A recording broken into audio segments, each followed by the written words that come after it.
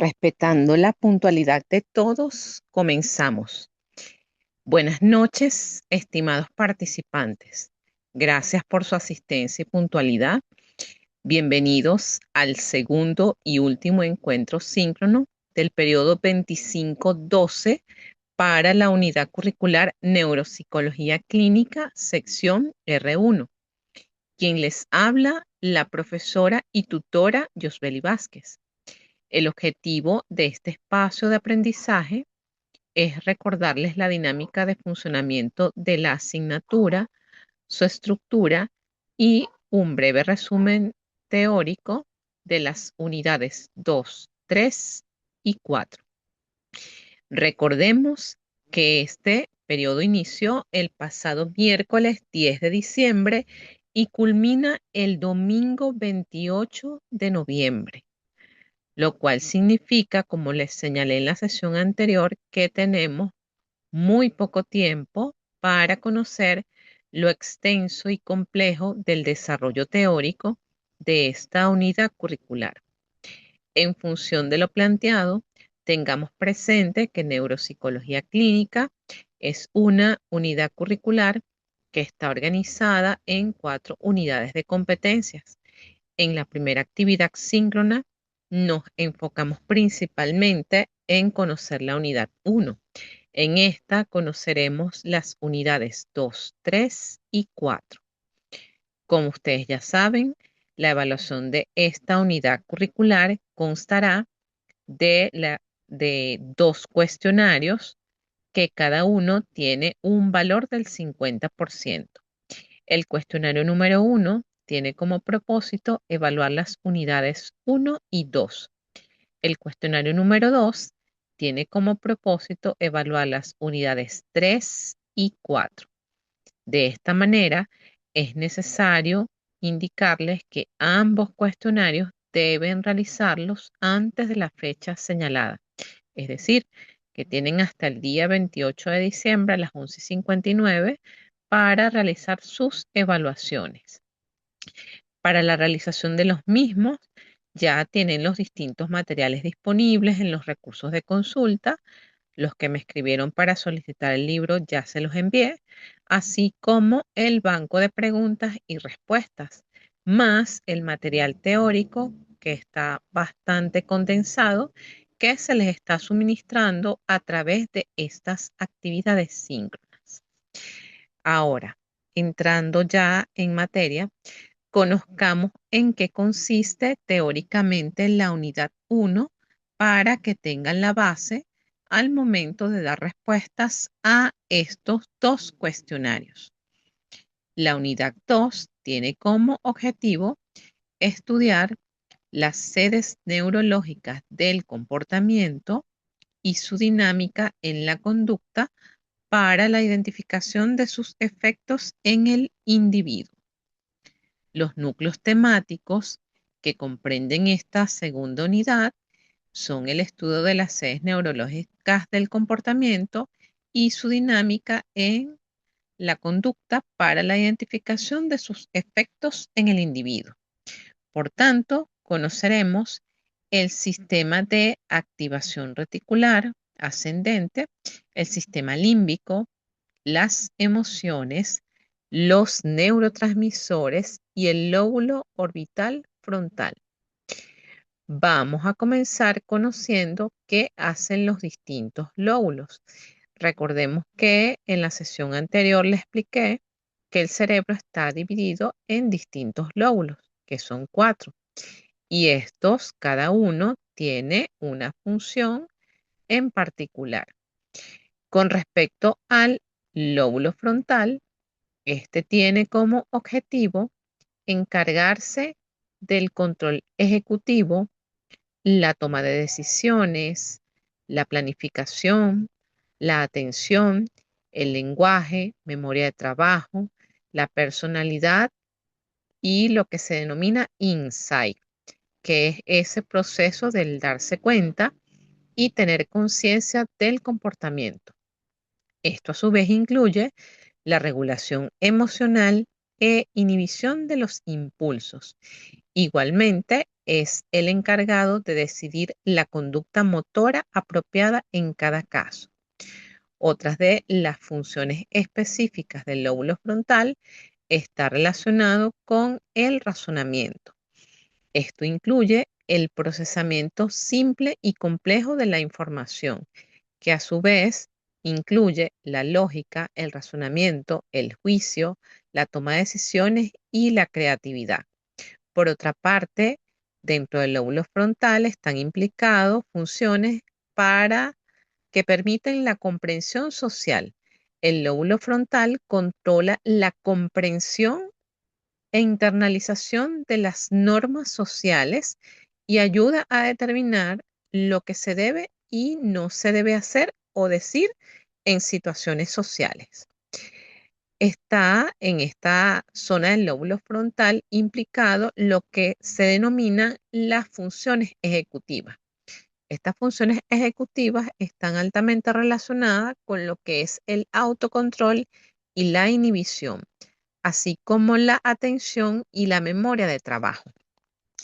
Asimismo, están implicados los movimientos musculares voluntarios, los que son movimientos intencionales, tales cuales mover la mano para tomar objetos, para mover las piernas, para moverse de pie, para caminar. Es decir, todos esos movimientos que tienen una función específica y que tienen una intención.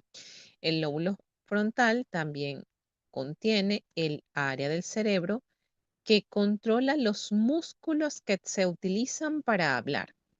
Además, en esta zona está implicado lo que son las funciones de aprendizaje y recuperación de la información, que es esa capacidad del cerebro para procesar y aprender información nueva para su uso posterior. El lóbulo frontal también ayuda a recuperar la información a largo plazo. Entonces, como pueden ver, el lóbulo frontal implica una gran cantidad de funciones que están asociadas con aspectos significativos de la planificación, juicio, conducta, motivación, control motor voluntario, toma de decisiones e insight. Por su parte, el lóbulo temporal, que es una región del cerebro que se ubica en la parte lateral del cráneo, justo encima de las orejas, se encuentra dentro del cráneo, cerca de las sienes y las orejas. Es una zona del cerebro que facilita el uso de los sentidos para comprender y responder al mundo que nos rodea. También juega un papel clave en cómo nos comunicamos con otras personas, en la capacidad para acceder a los recuerdos, utilizar el lenguaje y el procesamiento de las emociones. Tiene funciones también relacionadas con el procesamiento auditivo, incluyendo la percepción de sonidos y la comprensión del lenguaje, la memoria a largo plazo y el reconocimiento de patrones, así como la identificación de objetos y rostros.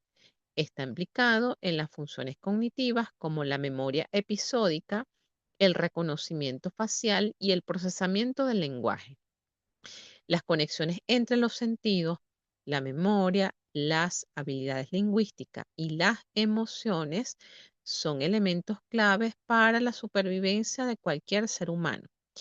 El miedo y la ansiedad son emociones protectoras que solo pueden convertirse en trastornos o en condiciones importantes de salud mental que cuando suceden pueden interrumpir el curso o el funcionamiento normal del desenvolvimiento de los individuos. Las conexiones entre los recuerdos y las emociones ayudan a usar experiencias pasadas para identificar esas situaciones de peligro y evitarlas. En resumen, este lóbulo agrupa las funciones de comprensión del lenguaje, memoria auditiva y emociones. El lóbulo parietal es aquel que se encarga del procesamiento sensorial, el proceso de atención y el de orientación espacial, es decir, cómo nosotros nos ubicamos a nivel de espacio en los distintos ambientes. Está involucrado en el mapa de dónde actuar. Esto integrando la información sensorial interoceptiva, es esta información que recibimos de nuestro cuerpo, de nuestros músculos, articulaciones y tendones, y la información sensorial exteroceptiva, que son todas esas estimulaciones que recibimos del exterior. Se le atribuyen básicamente funciones sensitivas, asociativas, así como de reconocimiento del espacio. Dentro de este están implicadas funciones como la percepción sensorial, la atención selectiva y la orientación espacial. Por último, el lóbulo occipital, que se encuentra en la parte posterior del cráneo, tiene como objetivo encargarse del procesamiento visual. Y dentro de él están implicadas las funciones como el reconocimiento visual y la interpretación de los estímulos visuales. Se encarga básicamente de la visión. Elabora la información visual, aunque ésta trasciende, o es decir, tiene conexiones con los lóbulos parietales y temporales.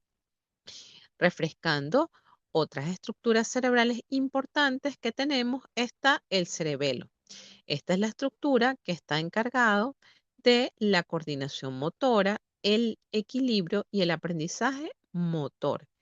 Está implicado en lo que son las funciones como la coordinación motora fina, que son los movimientos que hacemos con los dedos de la mano, el equilibrio, la postura y el aprendizaje motor. Con respecto a lo que son los sistemas neurológicos del comportamiento, conoceremos qué hace el sistema límbico, qué hace el sistema de activación reticular ascendente, o como lo van a encontrar en la literatura, abreviado con las siglas SARA o SAAR. El sistema límbico viene a ser el responsable principal de nuestra vida afectiva y es partícipe también de procesos como el aprendizaje y la memoria. El sistema límbico está formado por un conjunto de estructuras cerebrales que responden a ciertos estímulos ambientales, produciendo respuestas emocionales como lo son el miedo, la alegría, el enojo, la tristeza, que ya sabemos que estas son parte de nuestras emociones básicas. Es aquella estructura que se encarga de las emociones, la motivación, la memoria y el aprendizaje. Asimismo, está implicada en funciones como la regulación emocional, la motivación y la memoria emocional. Este sistema límbico es la estructura que prevalece en el procesamiento de las emociones. Específicamente, integra redes neuronales como la amígdala, que ya les dije en la sesión anterior, es la amígdala cerebral, el hipocampo, el hipotálamo y el córtex prefrontal. Esto para modular respuestas emocionales automáticas. También regula el estrés, fortaleciendo la memoria emocional mediante la plasticidad sináptica, que ya sabemos es esa capacidad que tiene el cerebro para reorganizar y adaptar las conexiones entre neuronas y a su vez con los circuitos bioquímicos. El conjunto de núcleos cerebrales que regulan las emociones forma el sistema límbico, dentro del cual a su vez están las estructuras conocidas como el área ventral tegmental, el núcleo accumbens, el hipocampo, los núcleos sectales laterales y la corteza frontal. Recientemente, de acuerdo a las últimas investigaciones, otras estructuras han sido adicionadas al sistema límbico tradicional, como lo son la amígdala y la corteza orbitofrontal. El sistema límbico, junto con las estructuras de la corteza frontal, procesan los estímulos emocionales y las integran a funciones cerebrales complejas, las cuales incluyen la toma de decisiones racionales, la expresión e interpretación de conductas sociales. Aquí es que vemos la importancia del lóbulo frontal e incluso la generación de juicios morales, entendiéndose estos últimos como los actos mentales que afirman o niegan el valor moral frente a la situación o comportamiento. Las alteraciones en el sistema límbico pueden provocar distintos trastornos emocionales como la ansiedad y la depresión. La importancia de esta estructura radica en su influencia en el proceso de la toma de decisiones y en el comportamiento motivado. Por su parte, el sistema de activación reticular ascendente, o conocido como SARA o SAR, se define como aquella red de neuronas que conecta el tronco del encéfalo con la corteza cerebral. Recordemos que el tronco del encéfalo está asociado con funciones vitales automáticas como lo son, por ejemplo, la respiración y la frecuencia cardíaca. A su vez, este sistema de activación reticular ascendente está formado por los núcleos reticulares, los núcleos talámicos y la corteza cerebral. Está formado por un conjunto difuso de neuronas situadas en el tronco del encéfalo y que tienen como función principal el mantenimiento del estado de alerta. El sistema reticular envía proyecciones a los núcleos intratalámicos que a su vez envía otras proyecciones a la corteza cerebral. ¿Cuáles son las funciones del sistema reticular ascendente? Permitir la regulación del estado de alerta y la atención, tener el control de la conciencia y la vigilia, la integración de la información sensorial que incide en lo que es la dinámica del comportamiento, regula la capacidad para enfocarse y mantener la atención, a su vez influye en lo que es la motivación y la iniciativa. Las alteraciones en el sistema reticular ascendente pueden provocar trastornos del sueño, estados de coma, fatiga crónica y problemas de concentración. La importancia de esta estructura radica en que controla la capacidad para enfocarse y mantener la atención. Ahora nos centraremos en conocer otra estructura muy importante que es el lóbulo frontal orbital.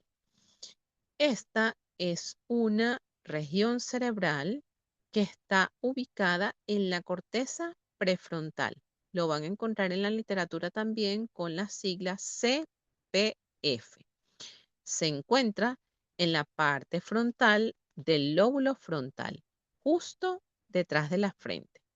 Se considera que es la parte más evolucionada y a su vez compleja de nuestro cerebro.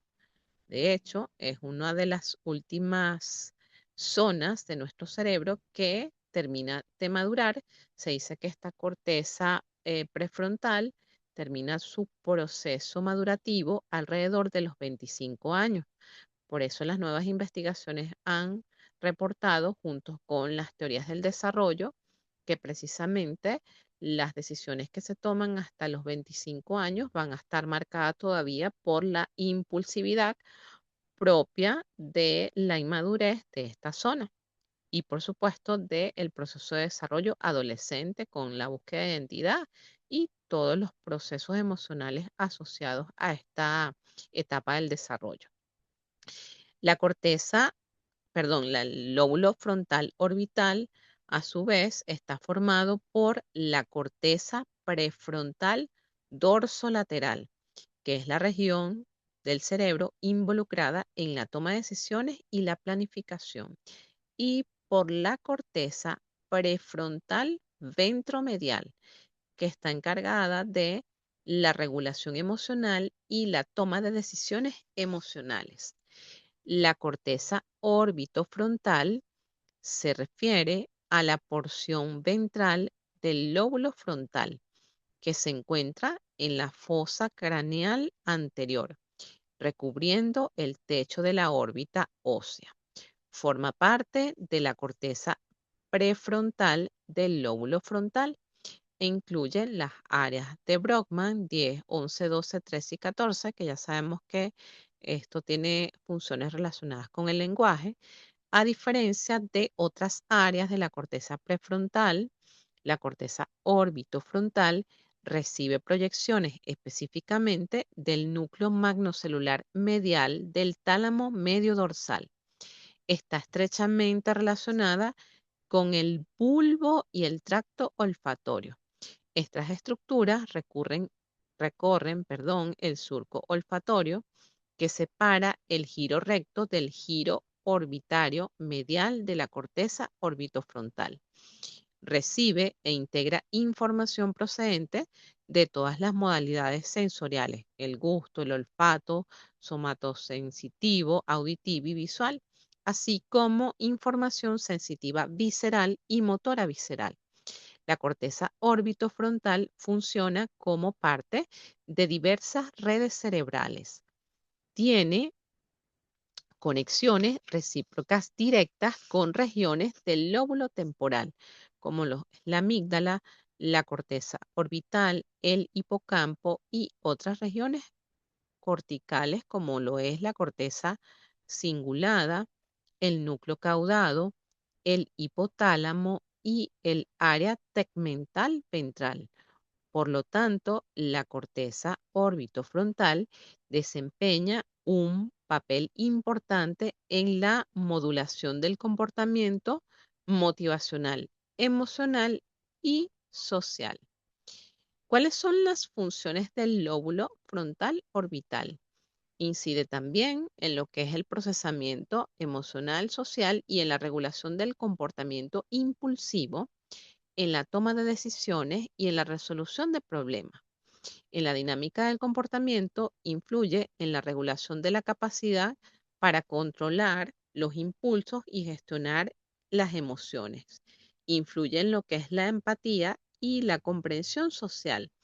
Sus alteraciones pueden provocar problemas de control de los impulsos, agresividad o dificultades sociales, incluso una afectación en el lóbulo frontal orbital puede dar origen a ciertos trastornos de la personalidad o a lo que son las pseudopsicopatías, que pueden tener su causa orgánica o también puede dar lugar a la aparición de estados pseudo depresivos. La importancia de esta estructura radica en que tiene el objetivo de regular la capacidad para controlar los impulsos y las emociones. Cuando hablamos de las emociones, nos estamos refiriendo a todos aquellos estados subjetivos y fisiológicos que influyen en la conducta y la experiencia. Cuando hablamos de las emociones, tenemos unas emociones básicas que son la alegría, la tristeza, el miedo, la ira, la sorpresa, el enojo. Todas estas emociones tienen como función regular el comportamiento motivado, permitir la comunicación social y la expresión emocional, a su vez que influye en la memoria, el aprendizaje y regula el comportamiento motivado e incide en esa comunicación. Ahora bien, continuando con lo que es la corteza orbitofrontal, a veces llamada área prefrontal orbitaria, ayuda a modular los comportamientos sociales. Los pacientes que presentan lesiones orbitofrontales pueden tornarse lábiles desde lo emocional o indiferentes a las consecuencias de sus acciones, es decir, no tienen esa capacidad para prever las consecuencias de sus actos, que es lo que nosotros llamamos la impulsividad. Pueden encontrarse también alternativamente eufóricos, burlones, vulgares e indiferentes a las situaciones sociales. Un traumatismo bilateral agudo en esta zona de las áreas prefrontales puede envolver a los pacientes escandalosamente parlanchines o conversadores inquietos y socialmente impertinentes. es probable que la desinhibición y las conductas anormales que pueden ocurrir con el envejecimiento y en muchos tipos de demencias sean el resultado de la generación de todas estas funciones del lóbulo frontal, sobre todo las que tienen que ver con la corteza orbitofrontal. Ahora bien, partiendo de la afirmación de que el cerebro humano es esa compleja red de neuronas que regula pensamientos, emociones y comportamientos y no funciona de manera aislada, debemos hablar de la influencia de las sustancias químicas que intervienen en su funcionamiento. En este sentido, conoceremos qué son los neurotransmisores. Los neurotransmisores son todas aquellas sustancias químicas que transmiten señales entre neuronas, permitiendo la comunicación entre ellas y regulando diversas funciones fisiológicas y psicológicas. Entre las más conocidas tenemos la dopamina, la serotonina, la norepinefrina, la acetilcolina. Conocidos también los neurotransmisores como aquellas biomoléculas que se encargan de transmitir la información de una neurona a otra por medio del proceso llamado sinapsis. Cuando esto ocurre, la sustancia química se libera y actúa.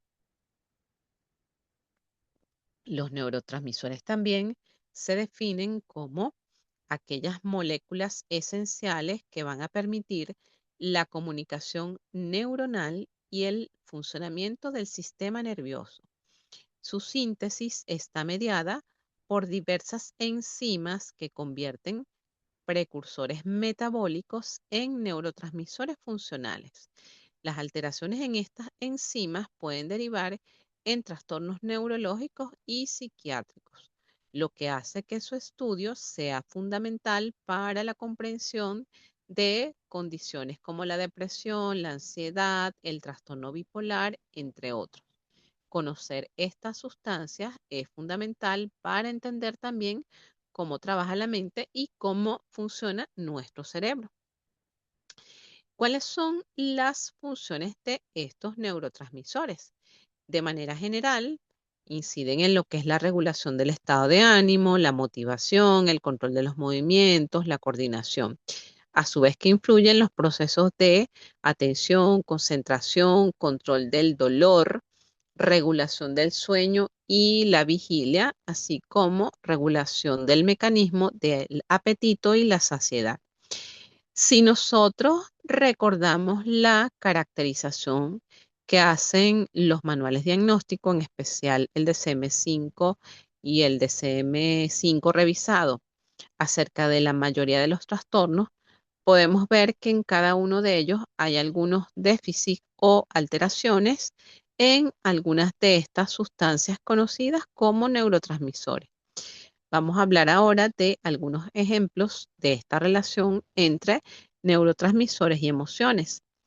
La dopamina, por ejemplo, se asocia con ese sistema de recompensa y el placer. Está relacionada con esa sensación de placer, de bienestar y relajación. Su función no se limita solo a generar sensaciones de placer, sino que es crucial para impulsar la motivación, refuerza la conducta orientada a objetivos, participa en el sistema de recompensa, regula el deseo y el placer anticipado y es clave en el aprendizaje, en el movimiento y la toma de decisiones.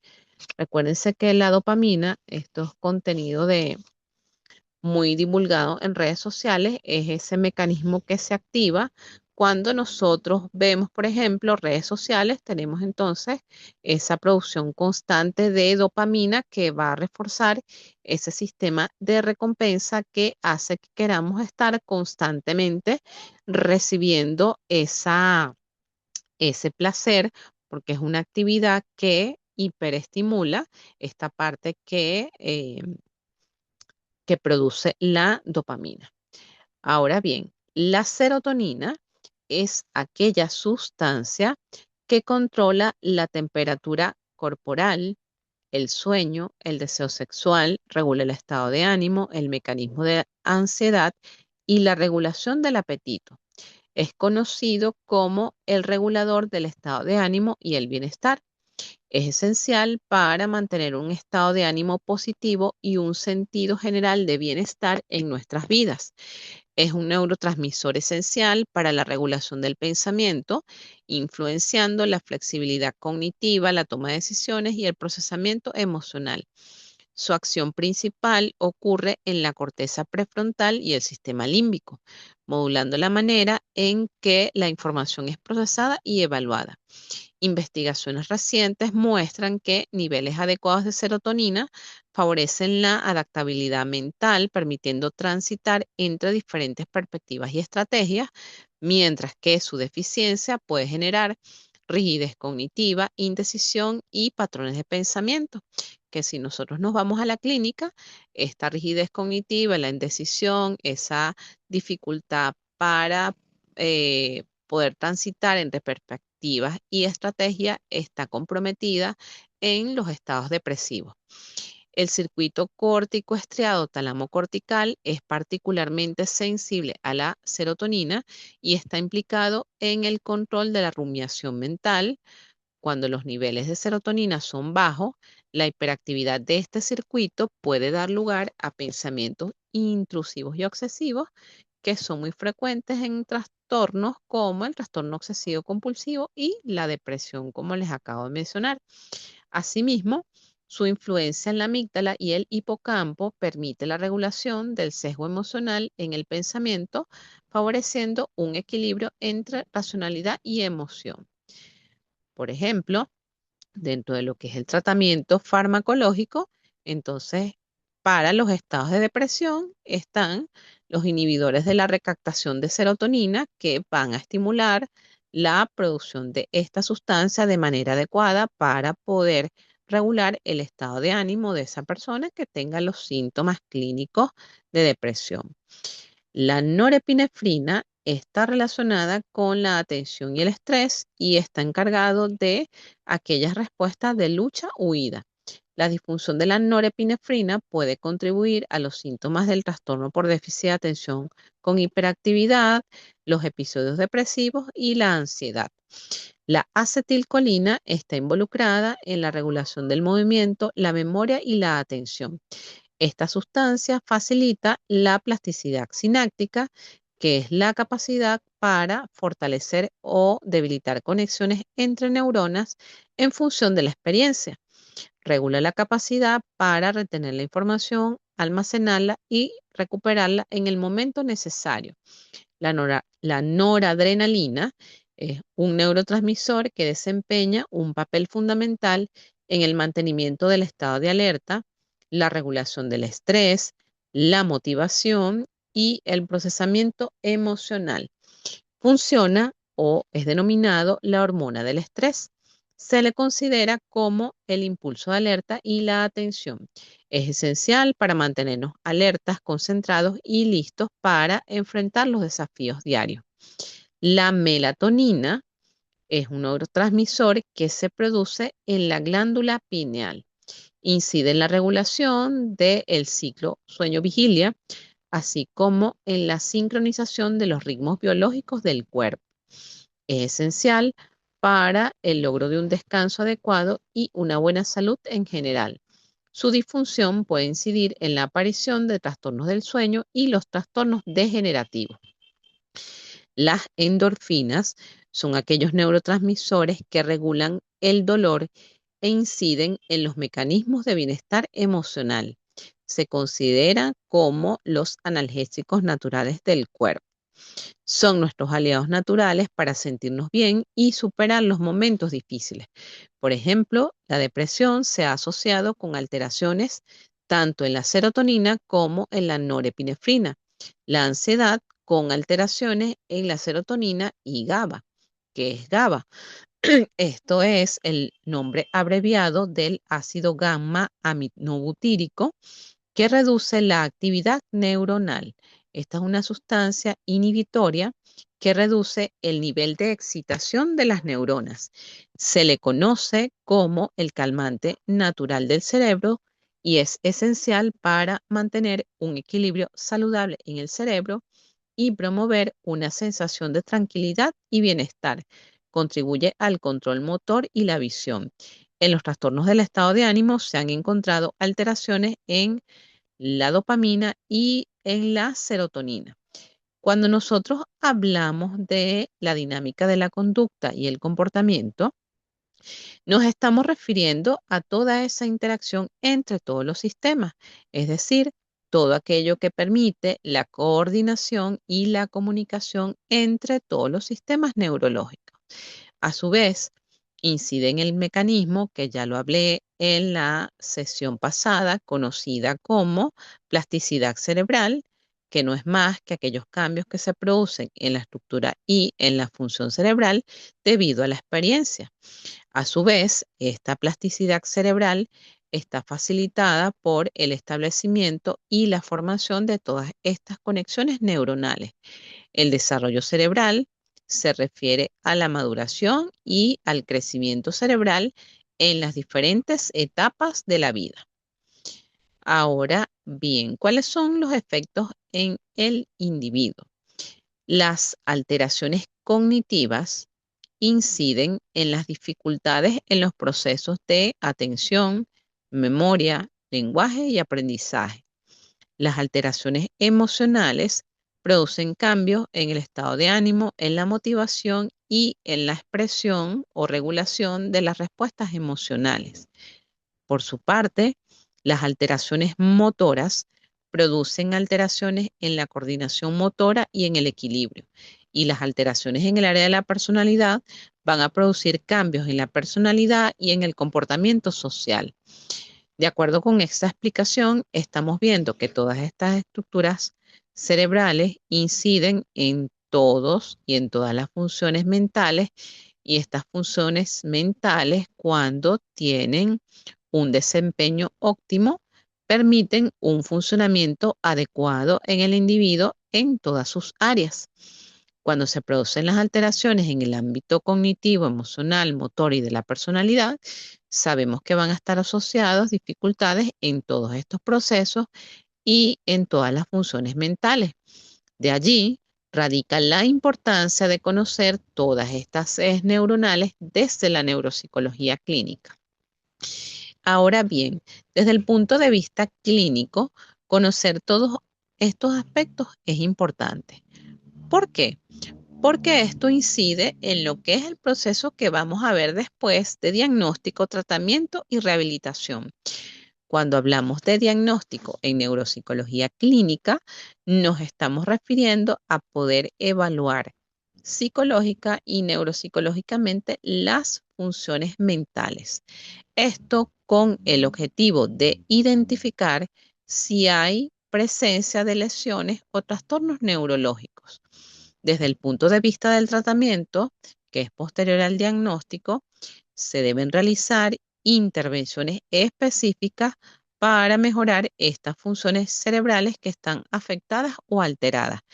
Y dentro del proceso de rehabilitación, que no es más que el proceso de realizar una intervención con el objetivo de recuperar la funcionalidad en las habilidades cognitivas y motoras. Para concluir esta segunda unidad o este tema, podemos afirmar que la neuropsicología tiene distintas aplicaciones dentro de la psicología. Tenemos la neuropsicología clínica, que es esta unidad curricular que va a permitir la evaluación específica y el tratamiento de los trastornos de carácter neurológico. La neuropsicología forense, que es otra área de aplicación de la neuropsicología, va a permitir la evaluación de las competencias cerebrales dentro de los contextos legales. Esto a fines de imputabilidad de la persona que está siendo sujeta de evaluación, sea que se trate del victimario como en el caso de la víctima, para evaluar la afectación de todas estas funciones mentales.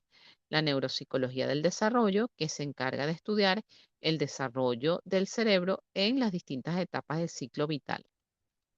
En este punto, ya para cerrar la teoría de la unidad 2, es relevante indicarles cuál es la bibliografía de consulta. Para esta unidad pueden buscarse el libro de Introducción a la Neuropsicología de Ardila y Rosselli. Ahora, pasemos a lo que es la unidad 3. Esta unidad 3 tiene como objetivo analizar los principios bioquímicos y neuroanatómicos en los trastornos psicológicos y trastornos del neurodesarrollo para establecer sus diferencias.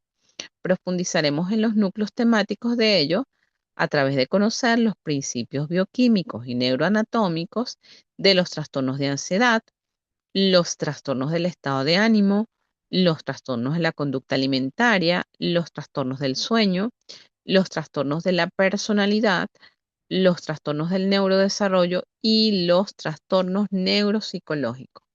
En esta clase no vamos a profundizar en los signos y síntomas de cada uno de estos trastornos, ya que los deben ir conociendo a través de las asignaturas Psicopatología 1 y 2. Nos vamos a centrar en cuáles son esos procesos bioquímicos y neuroanatómicos que están asociados a cada uno de estos trastornos y para eso tenemos la base de las unidades anteriores. En este sentido, podemos decir que el conocimiento acerca de la relación entre cerebro, comportamiento y los procesos cognitivos ha evolucionado sorprendentemente en los últimos años gracias al avance y a las investigaciones en las técnicas de neuroimagen, las cuales nos han permitido explorar el metabolismo cerebral con mayor precisión, tanto en condiciones normales como patológicas. Recuerden que la idea de la neuropsicología es conocer cómo es el funcionamiento normal y cómo es el funcionamiento patológico de las funciones mentales. Esto a fines de evaluación, diagnóstico y rehabilitación. Los estudios de resonancia funcional en personas neurológicamente intactas, es decir, que no tienen ningún daño, han revelado que todos los aspectos de la cognición dependen de la actividad integrada de diversas áreas cerebrales.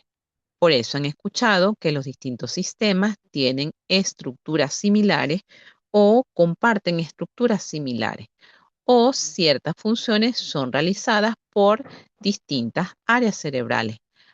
A esto se refiere esta actividad integrada y como lo señaló Hawkes en el año 1994, afirma que existen habilidades cognitivas que se encuentran localizadas o lateralizadas en regiones específicas del cerebro y en contraste otras habilidades tienen una base neuronal ampliamente distribuida y las alteraciones en estos dominios no resultan de lesiones discretas, sino de daños más extensos, Es importante entonces conocer los correlatos neuroanatómicos asociados a los dominios cognitivos de la atención, la memoria y las funciones ejecutivas. Siguiendo este orden de ideas, vamos a conocer cuáles son los principios bioquímicos y neuroanatómicos asociados a cada uno de estos trastornos. Recuerden que los vamos a ver muy por encima, de manera general, no vamos a ahondar con tanta profundidad, sino para que tengan el conocimiento base. En lo que se refiere a los trastornos de ansiedad, que ya sabemos, los síntomas principales son la ansiedad, el miedo, la activación, la hipervigilancia y una y una cantidad de síntomas fisiológicos que resultan incapacitantes.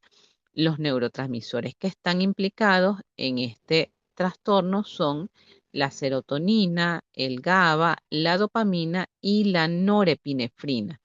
Las regiones cerebrales que están implicadas en los trastornos de ansiedad son la amígdala cerebral y el hipocampo, que tiene que ver con la parte de la memoria.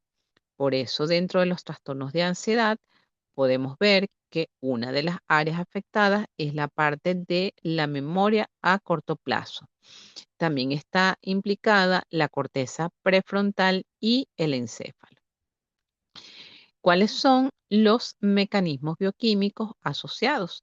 Se ha determinado que en los trastornos de ansiedad hay alteraciones en la regulación de la serotonina y de la GABA, así como un aumento de la actividad de la norepinefrina.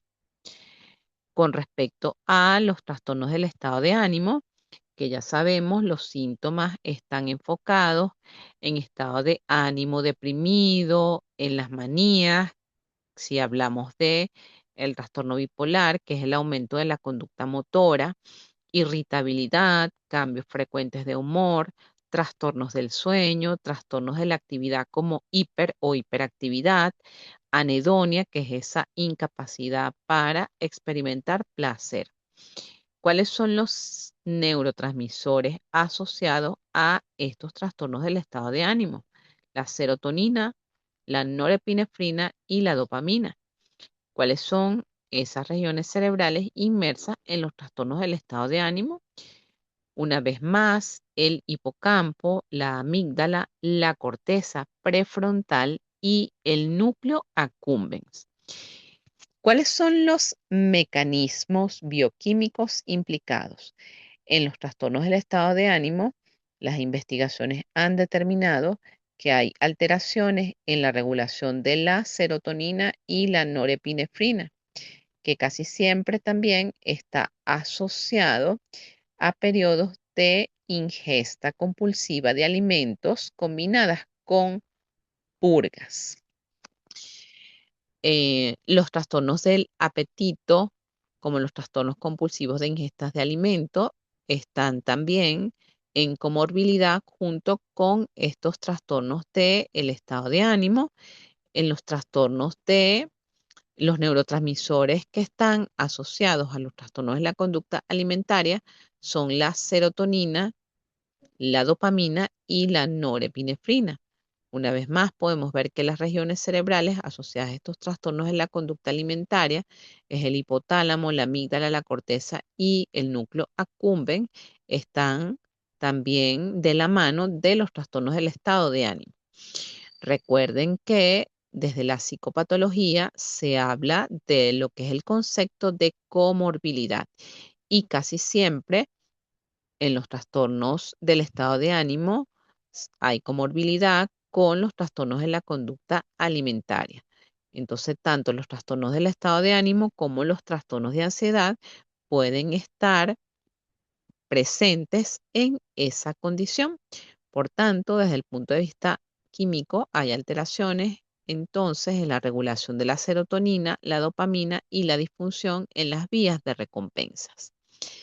Con respecto a lo que son los trastornos de personalidad, que como sabemos la caracterización mayormente conocida es la de el DCM5 y DCM5 revisado que no tuvo ningún cambio, es bastante amplia y extensa al respecto y postula que los trastornos de personalidad están agrupados en tres grandes clústeres, que son el grupo A, los raros o excéntricos, dentro de los cuales están el trastorno de personalidad esquizoide, el trastorno de personalidad esquizotípico y el trastorno de personalidad paranoide. En el grupo B, que son los denominados dramáticos o impulsivos, tenemos el trastorno de personalidad límite, el trastorno de personalidad narcisista, el trastorno de personalidad antisocial y el trastorno de personalidad histriónico.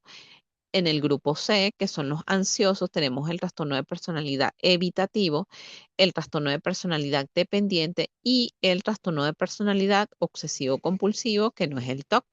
El TOC es el trastorno obsesivo compulsivo, viene a ser tanto un trastorno de ansiedad como un trastorno del control de los impulsos. Además de estos tres grandes clústeres de personalidad, de acuerdo al DCM5, también tenemos algunos otros trastornos de personalidad originados por cambios en el funcionamiento del cerebro, como el síndrome de la corteza orbitofrontal, ¿ok? Donde este, predomina, en ese síndrome orbitofrontal predomina un trastorno de la personalidad que se caracteriza por juicio pobre, distractibilidad, el afecto y la disfunción en las funciones ejecutivas. También tenemos aquellos trastornos de personalidad que pueden darse posteriormente a un traumatismo cráneoencefálico. Volviendo al punto de cuáles son los neurotransmisores que están implicados en los trastornos de personalidad, tenemos nuevamente la serotonina, la dopamina y la norepinefrina. ¿Cuáles son los mecanismos o las regiones cerebrales que están asociadas a los trastornos de personalidad? La corteza prefrontal, que recordamos, es aquella zona que regula todo lo que tiene que ver con las emociones, la capacidad de juicio, la capacidad de insight. La amígdala, el hipocampo y el tronco del encéfalo. Bioquímicamente hay alteraciones en la regulación de la serotonina y en el sistema de recompensa, al igual que en los trastornos de la conducta alimentaria. En los trastornos de personalidad también podemos encontrar comorbilidad tanto con los trastornos del estado de ánimo como con los trastornos de la conducta alimentaria, trastornos de ansiedad u otro tipo de condición como el trastorno por uso de sustancias. Entonces podemos ver que esta serie de neurotransmisores van a estar afectados en distintas condiciones o trastornos. ¿Qué es lo que cambia? Lo que cambia son las regiones cerebrales que están afectadas al mismo tiempo. Ahora bien, con respecto a lo que son los trastornos del sueño, estos pueden manifestarse a través de síntomas como el insomnio, la narcolepsia, el sonambulismo y otro tipo de alteraciones en el hábito del sueño. Los neurotransmisores asociados a esta condición son la serotonina, la melatonina y la dopamina. ¿Cuáles son las regiones cerebrales que están implicadas? Tenemos al hipotálamo, el tronco del encéfalo y la corteza prefrontal. En este caso, bioquímicamente hay alteraciones en la regulación tanto de la serotonina como de la melatonina. Con respecto a lo que son los trastornos del neurodesarrollo, que ya sabemos hay una amplia variedad de condiciones dentro de las cuales tenemos el trastorno del espectro autista o conocido con sus siglas como TEA, el trastorno por déficit de atención con hiperactividad o conocido por sus siglas TDAH, los trastornos del aprendizaje, los trastornos del lenguaje y algunas otras condiciones como el trastorno de discapacidad intelectual. No me voy a detener, por supuesto, en la sintomatología de cada uno. Recuerden que para ello tenemos la caracterización que hacen los manuales diagnósticos de CM5 y clasificación internacional de enfermedades en su versión 11 o conocida como CIE-11. ¿Cuáles son los neurotransmisores que están afectados en los trastornos del neurodesarrollo? La dopamina, la serotonina y la norepinefrina. ¿Cuáles son las regiones cerebrales que están inmersas en estos trastornos? La corteza prefrontal, la amígdala, el hipocampo y el tronco del encéfalo. Desde el punto de vista bioquímico, también hay alteraciones en la regulación de la dopamina, serotonina y en las vías de recompensa. Dentro de esta caracterización, vamos a hablar de lo que son los síndromes neuropsicológicos.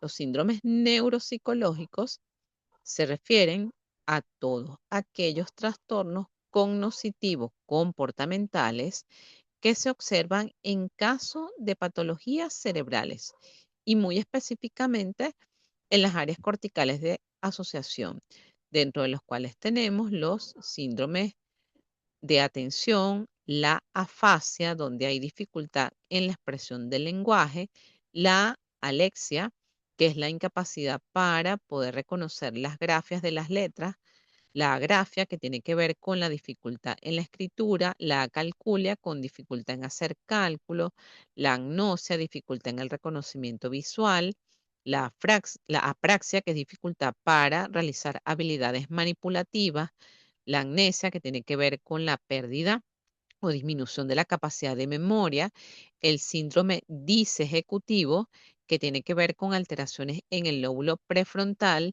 los delirios y las demencias.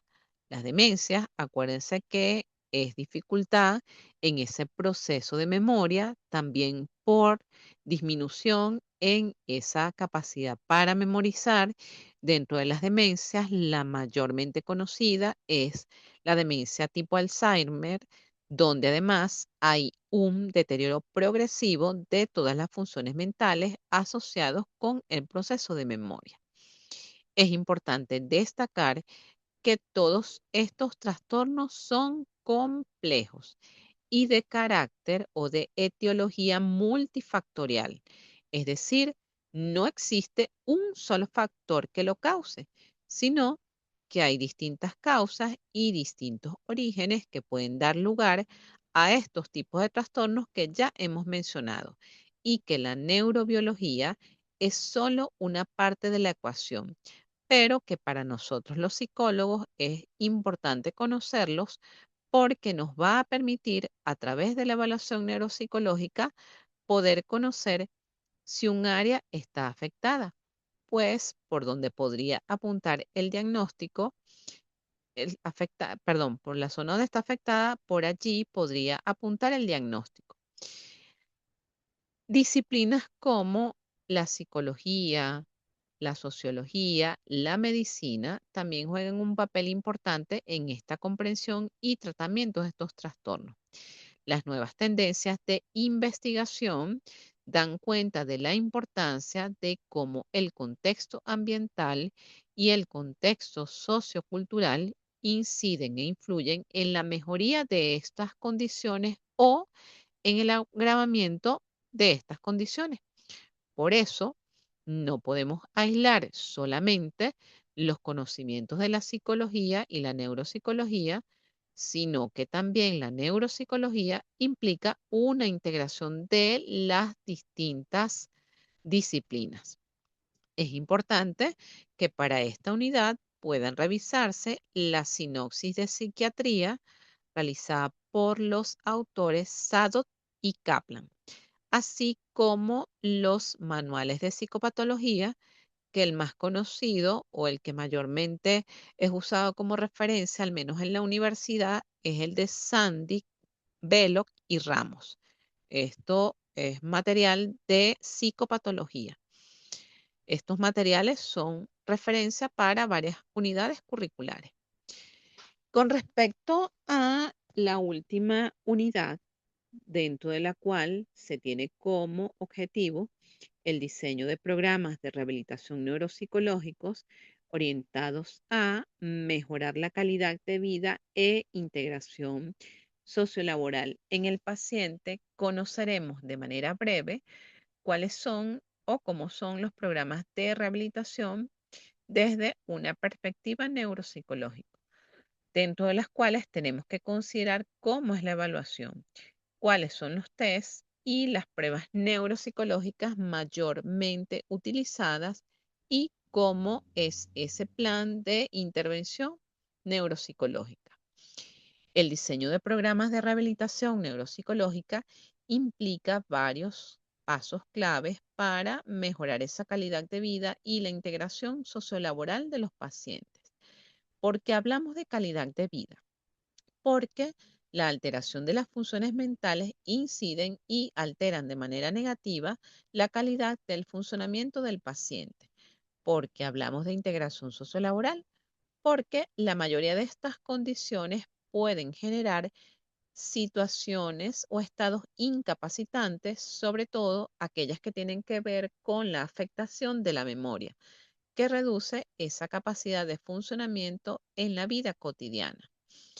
Bárbara Wilson, quien es la máxima autoridad en la rehabilitación neuropsicológica, define a este proceso como un conjunto de técnicas que tienen como finalidad mejorar el estado cognitivo, emocional, psicosocial y comportamental de una persona que ha sufrido un daño cerebral adquirido.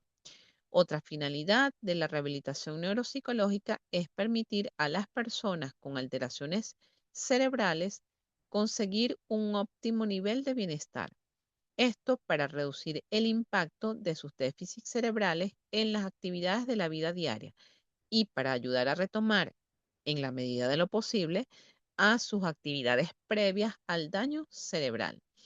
A continuación, hablaremos de cuáles son aquellos elementos que debemos considerar al momento de diseñar estos programas de rehabilitación. Y el primero es la evaluación inicial. Para nosotros poder establecer un buen plan de intervención y un programa de rehabilitación, debemos realizar una evaluación exhaustiva del paciente. Y aquí nos tenemos que valer de los conocimientos también de las otras especialidades. Por tanto, nuestra pauta o nuestra guía para evaluar es realizar una buena historia clínica y médica. En este caso, sí hay que hacer un énfasis importante en los antecedentes patológicos del individuo. También es importante dentro de esta evaluación lo que es la observación clínica, es decir, que nosotros podamos hacer ese examen mental, no solamente a través de pruebas, sino a través del estudio del comportamiento general del paciente. Para nosotros, desde el punto de vista neuropsicológico, también debemos conocer lo que se denomina el funcionamiento premórbido del paciente, es decir, cómo eran las funciones mentales del paciente antes de tener la condición que lo derivó a realizar una evaluación neuropsicológica. En este sentido, desde el punto de vista neuropsicológico, vamos a evaluar las áreas cognitiva, emocional y conductual. ¿Por qué? Porque ya sabemos que lo cognitivo es lo que tiene que ver con las funciones del pensamiento, lenguaje, cómo procesar la información a nivel sensorial, que incide a su vez en el procesamiento emocional y cómo se manifiesta a nivel conductual.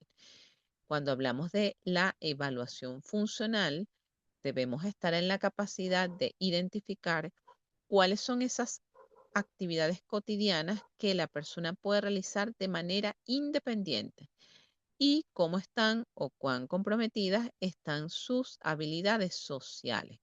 Entonces, dentro del examen neuropsicológico, se propone determinar el nivel cognitivo de un individuo usual, pero no necesariamente asociado con una disfunción o una anormalidad cerebral.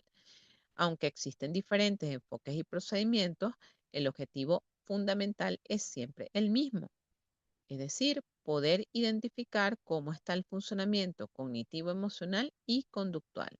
Como área derivada de la neurología y la psicología, la neuropsicología utiliza procedimientos tomados de una y de otra, lo cual en ocasiones ha llevado a proponer una distinción entre neurología, neurología comportamental y neuropsicología, según el énfasis en el análisis clínico, en la utilización de pruebas psicométricas cuando se trata de hacer el seguimiento de un paciente o de comunicar estos resultados de un examen. Es deseable poder utilizar pruebas estandarizadas y con propiedades psicométricas suficientemente establecidas para la selección de pruebas que serán utilizadas durante la evaluación. Es necesario que estas pruebas cumplan criterios psicométricos de adecuada confiabilidad y validez para poder describir con propiedad cómo son las habilidades y cómo es ese proceso de disminución de habilidades cognitivas de un individuo. Por otra parte, dentro de ese diseño de programas de rehabilitación, no solamente tenemos la evaluación, sino que esto nos va a permitir establecer objetivos. Y estos objetivos, como en todo proceso psicológico y sobre todo los de carácter neuropsicológico, deben ser objetivos específicos, medibles y alcanzables para el paciente. Estos deben dirigirse hacia la mejora cognitiva de los procesos de atención, memoria y lenguaje. Desde el punto de vista emocional, regulación de la expresión, del estado de ánimo. Desde el punto de vista conductual, mejorar o facilitar un comportamiento adaptativo y que le permita mantener su independencia, sus habilidades sociales y la integración sociolaboral. Ahora, las intervenciones neuropsicológicas, al igual que las de la psicología clínica, deben estar basados en la evidencia, como por ejemplo la terapia cognitivo-conductual, que es la terapia empírica basada en evidencia que está recomendada en las distintas investigaciones, ya que se ha podido comprobar su eficacia y su efectividad. La terapia de rehabilitación cognitiva, que son todos aquellos programas que se enfocan en la rehabilitación de la atención, la memoria y el lenguaje. El entrenamiento en habilidades sociales, que es algo que se suele perder cuando hay alteraciones en el área neuropsicológica, y la terapia ocupacional. Por supuesto, esta terapia ocupacional no la vamos a hacer nosotros, sino el especialista en el área, en conjunto con las pautas que nosotros le demos. El diseño de programas específicos debe ser un programa individualizado y personalizado. Somos nosotros quienes vamos a establecer cuál es la duración y la frecuencia de las sesiones. Vamos nosotros a elegir el tipo de intervención y las técnicas que debemos ir individualizando de acuerdo a las características o a la afectación del paciente. También debemos incluir la participación de los familiares o los cuidadores. Por lo tanto, la psicoeducación aquí es un elemento importante en relación con el hecho de poder caracterizar cómo es el trastorno por el que está pasando el paciente, cuáles son las intervenciones que se han encontrado como las más efectivas para ello, el seguimiento y la evaluación continua, porque en todos los procesos, sobre todo en los procesos de intervención neuropsicológica, es vital la evaluación inicial y la evaluación posterior a la intervención, la implementación y el seguimiento. Es importante dentro de este seguimiento regular poder ir ajustando las intervenciones de acuerdo con los avances y las necesidades emergentes del paciente e ir proponiendo objetivos y metas según sea el progreso del paciente. La evaluación final es volver a realizar la evaluación inicial. Evaluar el progreso de los objetivos permite identificar cuáles son las mejoras en la calidad de vida y en la integración sociolaboral. Ahora o actualmente existen algunos programas, si quiere decirse estándar, para la neuropsicología. Podemos mencionar los programas de rehabilitación cognitiva para aquellos pacientes con lesiones cerebrales traumáticas. Cuando hablamos de este tipo de lesiones, son los traumatismos cráneoencefálicos o personas que han sufrido los accidentes isquémicos o los accidentes cerebrovasculares llamados ACV.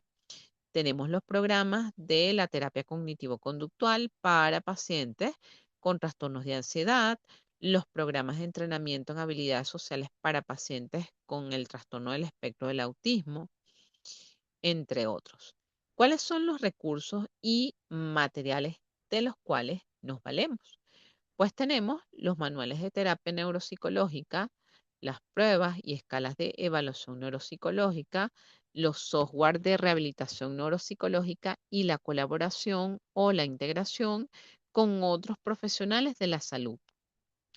Cuando nosotros hablamos de la neuropsicología, no podemos obviar lo que es el uso de las pruebas neuropsicológicas.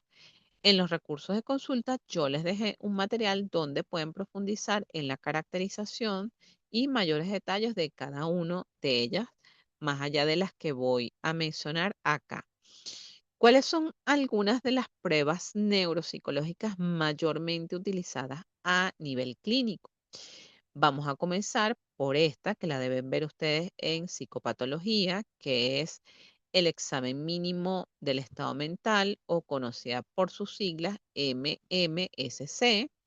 Es una evaluación de las funciones del estado mental y fue propuesta por los autores Polstein y Folstein. Es una prueba de cribado o de screening neuropsicológico que nos va a permitir identificar cómo están las funciones mentales de manera general. Estas funciones mentales, en el caso de los adultos mayores, o sea, es una prueba que casi siempre se usa en la población de adultos mayores, porque casi siempre, a menos que nosotros sospechemos de que una persona o un paciente viene por una condición neuropsicológica, entonces nosotros podemos aplicar este examen mínimo del estado mental. Está la prueba conocida como Evaluación Cognitiva Montreal o MOCA. Esta también es una prueba de screening o cribado neuropsicológico y es para conocer cómo están todas las áreas del funcionamiento cerebral y de acuerdo a su puntaje nosotros podemos evaluar la presencia o no de daño cognitivo para poder profundizar luego en una evaluación más específica. Está el protocolo de Luria o la batería neuropsicológica de Luria. Esta va a permitir detectar la presencia de patología neuropsicológica de una manera sencilla y rápida. Acá existe una adaptación del protocolo de Luria realizado por investigadores de la Universidad Central de Venezuela. Este es un protocolo breve que dura aproximadamente 10 minutos. Puede utilizarse en adultos mayores de 15 años con un nivel educativo igual a mayor a sexto grado y tiene ítems que exploran distintas funciones y localizaciones. Es utilizada para evaluaciones pre y postoperatorias. Con respecto a lo que son las pruebas cortas de evaluación neuropsicológica, estas pruebas de evaluación neuropsicológica nos van a permitir discriminar cuál es el funcionamiento actual de las funciones mentales del paciente. Por ejemplo, hablé de la adaptación del protocolo de Luria porque la batería tradicional de Luria de Halser-Reitan es una batería muy larga, arroja muchísima información, pero el costo en tiempo es bastante extenso y en algunas oportunidades suelen redundar en la evaluación de los mismos test. Entonces, si nosotros establecemos una evaluación individualizada o personalizada, podemos seleccionar o elegir pruebas que sean cortas. También recordemos que algunos de los pacientes que tienen condiciones neuropsicológicas tienden a procesar la información con mucha más lentitud y sus respuestas verbales suelen demorarse más tiempo. Entonces, nosotros no podemos, en aras de bienestar del paciente, hacer un proceso de evaluación neuropsicológica que sea muy cansado para el mismo, sino más bien aplicar pruebas que sean de corto tiempo para que además podamos tener una impresión diagnóstica más rápida, asertiva y podamos hacer la intervención. Hablemos de la prueba llamada Cognistat. Esta fue realizada por el Grupo Conductual en el norte de California. Tiene como objetivo evaluar funciones cognitivas en forma breve. Es discriminativa, puede ser usada por todos los profesionales de la salud. Evalúa 5 grandes áreas como son lenguaje, memoria, construcción, cálculo y razonamiento, específicamente para determinar cómo está la conciencia, la orientación y la atención. El tiempo de evaluación del CONISTAT es de 15 minutos y permite un mayor nivel de discriminación, ya que va documentando el cambio del estado cognitivo. Es una prueba que tiene sustento válido y teórico. Sus resultados suelen ser bien recibidos por los especialistas médicos. Y esta prueba además se ha utilizado en diferentes muestras de investigación, como en el caso de las personas con demencia, accidentes cerebrovasculares, con abuso de sustancia, traumatismos craneoencefálicos y en alteraciones psiquiátricas. Por otra parte, tenemos el EXIC. El EXIC es una prueba que evalúa las funciones ejecutivas del lóbulo frontal. Fue diseñado por Donald E. Royal en el año 1992. Su tiempo de administración es de 15 minutos. Consta de 25 ítems. Cada ítem recibe un puntaje de 0 a 2. 0 sería una ejecución normal, 1 una realización equivocada con ayuda y 2 una realización francamente alterada. Entonces aquí podemos ver que personas normales pueden puntuar entre 0 y 5. Arroja un puntaje global de 50. siendo un punto de corte para un adulto joven rara vez supera el 5 del 50%. Cuando estamos hablando de una puntuación entre 5 y 15, esto podría sugerirnos que hay una disfunción en ese proceso de las funciones ejecutivas. ¿Cuáles son las ventajas del uso de esta prueba? Que es una prueba breve de funciones ejecutivas, aumenta la discriminación al utilizar con pruebas convencionales de despistaje. Por otra parte, tenemos el Lexic 2, que es una prueba que permite evaluar otras áreas que no se evalúan en el Lexic tradicional, como la fluidez del diseño, la fluidez verbal, comandos complejos, orden eh, invertida, conteo, conducta de utilización, percepción, memoria, distracción, interferencia. Podemos evaluar cuáles son las conductas automáticas, las persistencias motoras, los reflejos, las ecopraxias y las secuencias manuales.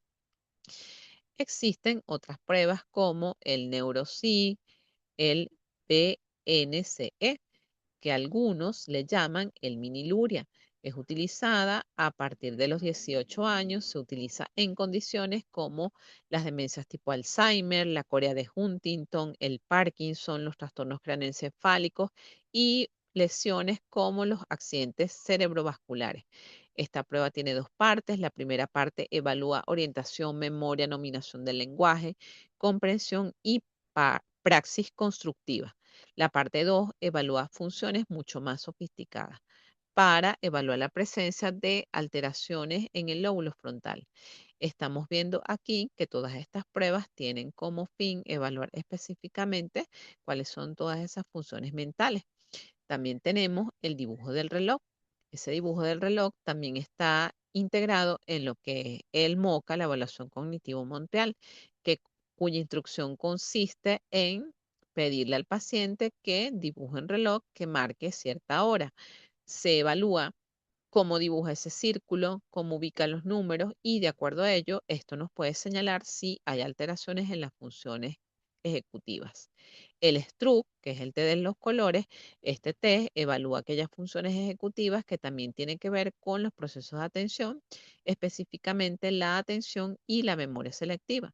De acuerdo al conocimiento o el manejo de todas estas pruebas, nosotros podemos hacer en base a ello nuestro plan de intervención. No puedo dejar de mencionar la importancia que tiene la evaluación específicamente en los pacientes adultos o adultos mayores. Incluso en los niños es una prueba que arroja muchísima información. El uso de las escalas Wechsler, en el caso de los adultos, son los WISE 4. Creo, no sé si ya sacaron la versión 5. Estas pruebas son escasas en nuestro país. Sí existen algunas personas que han tenido acceso a ellas, pero son bastante costosas, por eso las evaluaciones de carácter neuropsicológico también tienen un costo elevado. Estas pruebas Wechsler tienen la particularidad de que son las que miden el nivel de inteligencia. Lo interesante de las escalas Wechsler es que son desde carácter psicométrico, está organizado por subpruebas y cada una de estas subpruebas evalúa áreas cognitivas específicas. Además, en el caso de los adultos, por ejemplo, el WISE 3 tiene una serie de índices. En esta serie de índices nos da cuenta de cómo está el funcionamiento cognitivo de las personas sin necesidad de aplicar toda la batería, porque en el caso de los adultos no nos interesa conocer solamente su nivel intelectual, sino cómo está el funcionamiento de todas esas áreas cognitivas. Esto nos va a dar cuenta también cómo es esa capacidad adaptativa. Las escalas Wechsler son una de las más utilizadas a nivel mundial. A partir del WISE 3, perdón, se incorporan índices neuropsicológicos.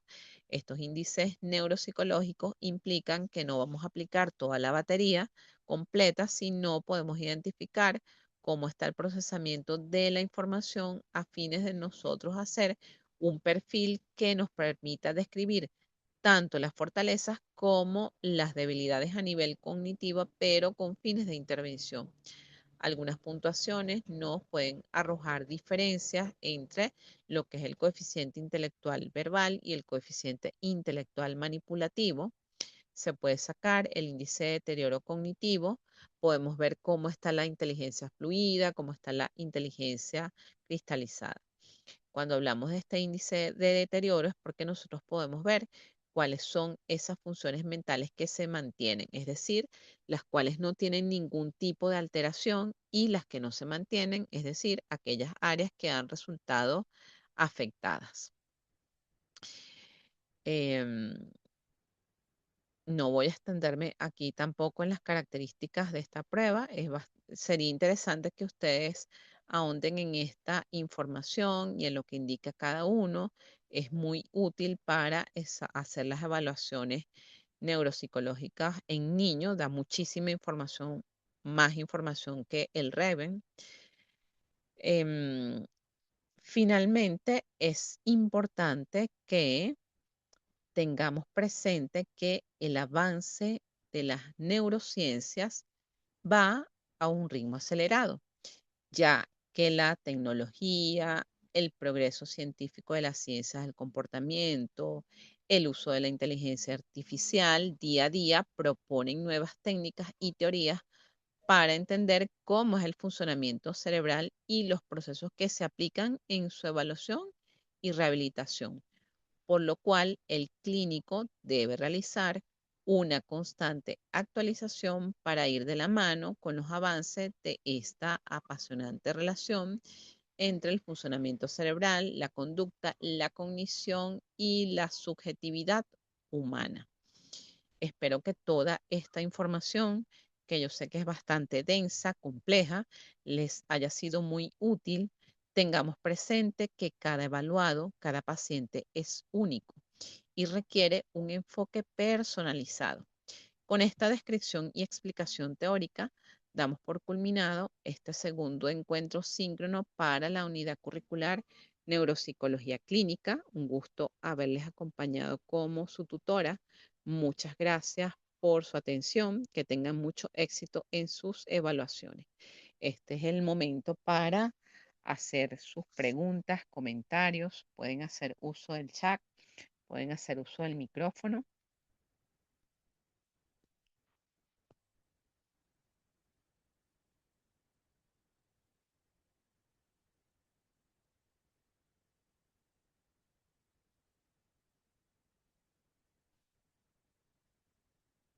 Buenas noches, profesora. Buenas noches.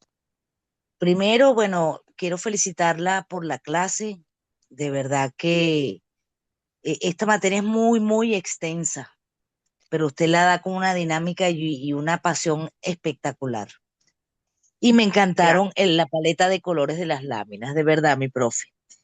Profe, Gracias. fíjese, hay algo interesante, ¿no? Pues yo sé que no lo hizo porque le faltó tiempo de hablar sobre la oxitocina, ese neuropéptido que cumple esa función tanto de hormona como de neurotransmisor y la relación que hay cuando hay carencia o el proceso no se hace como corresponde con lo que tiene que ver con el TEA, con la esquizofrenia. Es que esta materia es espectacular. Qué lástima, profe, que sea tan cortica. Y lo Sí, importante de su materia, que es que todo psicólogo tiene que dominar, porque a la hora de estar en un equipo, bien sea multidisciplinario o interdisciplinario, con un test no basta para hacer un diagnóstico. Usted tiene que saber si existe o no organicidad. Y para eso es que hay que dominar esto. me parece interesante justo ese punto que acabas de tocar de una sola prueba, porque es algo que observo y se los dejo a ustedes de aporte. No se hacen evaluaciones y sobre todo las de carácter neuropsicológico con una sola prueba. Esto es un compendio de la observación clínica, por eso hablé de que es importante observar ese comportamiento del paciente, que a su vez esa observación clínica no necesariamente tienen que aplicar un test para examen mental.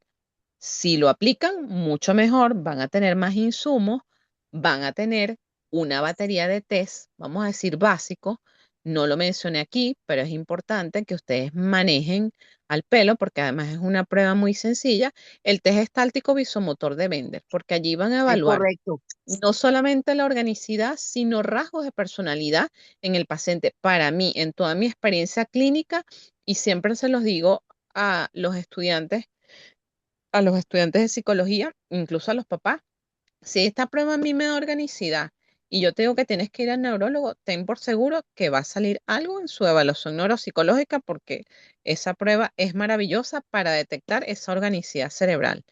Así que les recomiendo que se entrenen en esa prueba en específica. No que es la única, pero sí les da muchos insumos y muchos elementos bien aplicada y bien corregida. Esa es una de las tantas. Sí, Si profe, tienen la oportunidad de entrenarse en la aplicación de las escalas Wechsler, maravilloso. sí, pues eso está caro ahorita esos cursos, profe. Ya va, Sí, hay que pagar la universidad. claro, están costosísimas, pero aprovechando el internet, existen algunos cursos que no necesariamente y son bastante accesibles. Pagas la Ujú. certificación por al menos conocer la estructura de los WIS o de los WIS, que es Claro. interesante. No necesariamente tienes que tener la batería completa.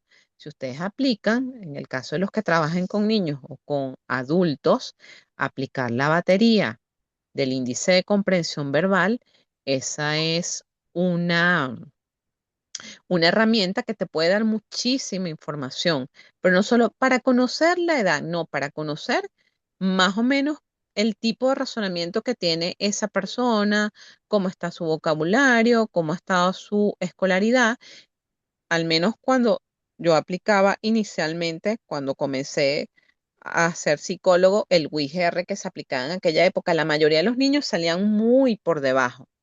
Incluso en el WIS, perdón, en el WIS 4 eso mejoró.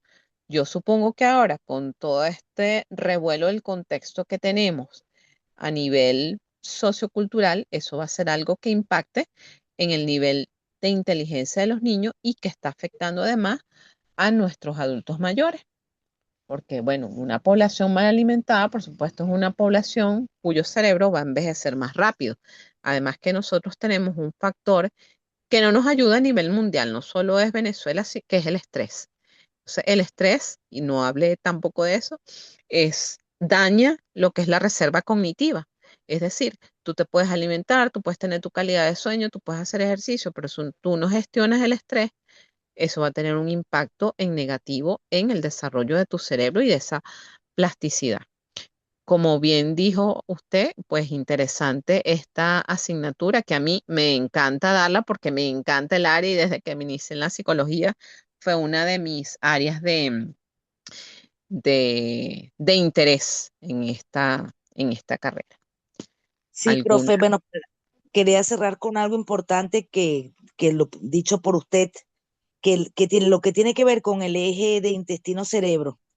Cuando uno Ujú, es ese colon irritado, inflamado, el cuerpo te libera algo que se llaman las citoquinas proinflamatorias y estas sustancias pueden cruzar esa barrera hematoencefálica. Y esto que genera lo que se conoce como niebla mental. Entonces, ¿qué pasa? Yo puedo pasarle una batería de test al paciente, pero esto me le ujú, va a reducir a él la velocidad de procesamiento y puede puntuar por debajo. Y no es porque él tenga una falta de inteligencia, sino que e- está procesando esa información a través de un filtro inflamatorio, porque exactamente. entonces por eso es que es importante su materia, porque, y sobre todo en esta parte, porque cuando alguien tiene un dolor, porque el dolor no es solo emocional, sino físico, Mm, impacta en la atención sostenida, por ejemplo, en la memoria de trabajo y así, bueno, increíble. Entonces uno no se puede quedar con todo y uno a la vez en esa anamnesis que uno le levanta al paciente, hay que hacerle preguntas, ¿cómo estás tú? ¿Cómo te estás alimentando? ¿Tú fuiste hoy al baño? ¿Cómo te sientes del estómago? Porque esas cosas no, hasta ahora yo no las he visto aquí, pero uno no sé por qué no nos las ponen a preguntar, tan importantes que Bueno, son. sí, y preguntas. Bueno, El buen psicólogo clínico siempre va a preguntar porque además no solamente es indicador de eso. Si tú estás evaluando un estado emocional, bueno, cuéntame cómo es tu alimentación, cuántas veces al día comes, cuál es la comida que usualmente sueles consumir, estás en un tipo de régimen, cómo estás durmiendo, que el sueño lo subestimamos bastante, pero el sueño es algo que nos regula todo nuestro sistema metabólico y todo nuestro ritmo circadiano. Entonces no es algo que no tienen que preguntar alimentación y sueño. Eso es algo estándar en una anamnesis, en una buena anamnesis clínica. Ustedes ya vieron psicopatología, ¿cierto? ¿O están por verla?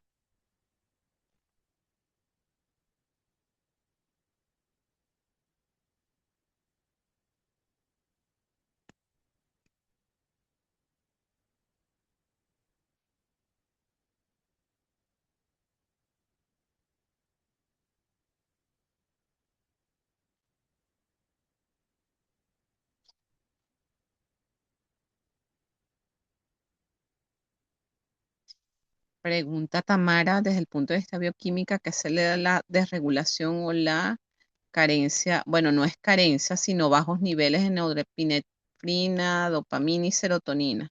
Esto tiene que ver precisamente con lo que acabamos de mencionar, con todo el tema de la alimentación, del sueño, la gestión del estrés, tiene que ver cómo nos alimentamos. Todo es una integración, no hay como una causa específica del desbalance, porque además tiene que ver desde lo individual cómo ha sido el desarrollo cerebral de cada individuo en particular y por todos esos factores, no solamente la parte genética, sino lo externo y esa estimulación recibida por todos esos hábitos que llevamos en nuestra vida en general, en lo que es nuestro perfil del desarrollo. Por eso, de aquí la importancia en esa evaluación de hacer una buena anamnesis, además que nosotros no en en esas historias clínicas, esas evaluaciones, nosotros también tenemos que evaluar si ese desbalance de serotonina viene dado porque haya un componente genético, si haya alguna otra persona en la familia que tenga esa predisposición genética.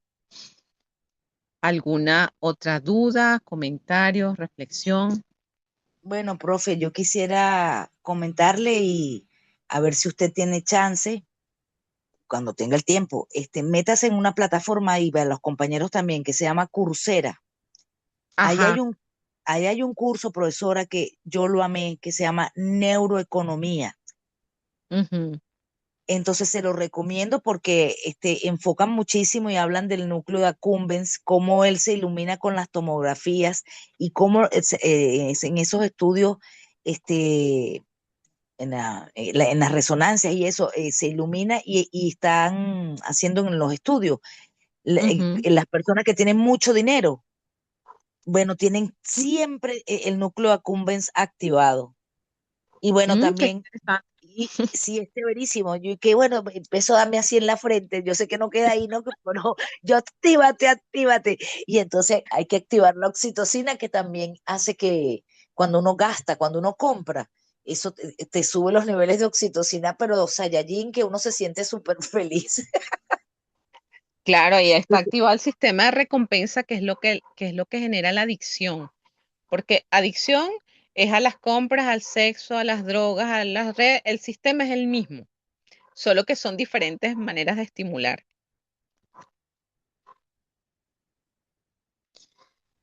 Bueno, si no hay más dudas, inquietudes y reflexiones, damos por concluidas entonces este segundo encuentro síncrono de neuropsicología clínica. Que tengan felices fiestas de Navidad, que tengan muy buenas noches.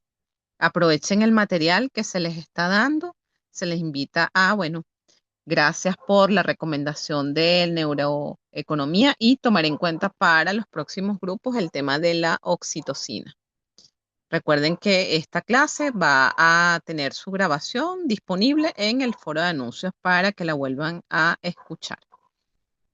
Gracias, profe. Feliz año nuevo y feliz